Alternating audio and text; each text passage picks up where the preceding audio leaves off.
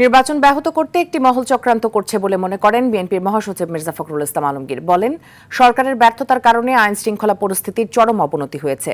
বিএনপির স্থায়ী কমিটির সদস্য সালাউদ্দিন আহমেদ বলেছেন, ক্ষমতায় গেলে কোরআন সুন্নাহ বিরোধী আইন করবে না বিএনপি। গুলশানে সংবাদ সম্মেলন করেন এসব কথা বলেন তারা।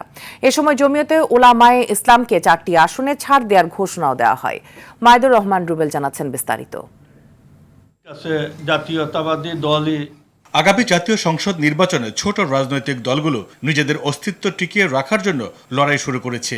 তারই ধারাবাহিকতায় মঙ্গলবার সকালে বিএনপির সঙ্গে সমঝোতা হয়েছে জমিয়তে উলামায়ে ইসলামের। ইসলামী মূল্যবোধের বিশ্বাসী দল 4টি আসনে বিএনপির সমর্থন নিয়ে খেজুরগাছ প্রতীকে ভোট করবে জমিয়তের প্রার্থীরা। দলটির আমির মাওলানা ওবায়দুল্লাহ ফারুক বলেন, অন্যান্য দলের থেকে বিএনপি বেশি আস্থাশীল। বলেন, বিএনপি 3বার দেশ চালিয়েছে, তাদের কাছে দেশ নিরাপদ।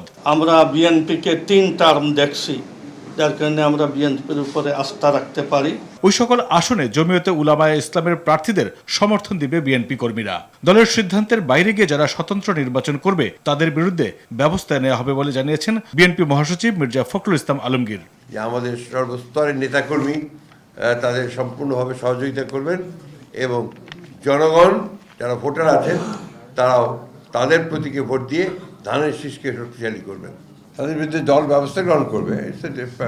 পার্টির সিদ্ধান্ত অপরিবর্তনীয়। বিএনপির স্থায়ী কমিটির সদস্য সালাউদ্দিন আহমেদ বলেন, বিএনপি ধর্ম নিয়ে রাজনীতি করে না, ক্ষমতায় গেলে কোনো আইন করবে না বিএনপি। কোরআন সুন্নাহ বিরোধী কোনো আইন আমরা করব না, সেটা আমরা অনেক আগেই। ইমাম, খতিব, মুয়াজ্জিন তাদের জন্য আমরা রাষ্ট্রীয় ভাতার ব্যবস্থা করব, উৎসব বাসার ব্যবস্থা করব। যুগপৎ আন্দোলন ও শরিক দলগুলোর সঙ্গে আর কোন কোন আসনে বিএনপি সমঝোতা করবে তা দ্রুত জানানোর কথা বলেন বিএনপির স্থায়ী কমিটির এই সদস্য। আমাদের সমঝোতা হয়েছে ওই আসনে। মাইদুর রহমান রুবেল, RTV, ঢাকা।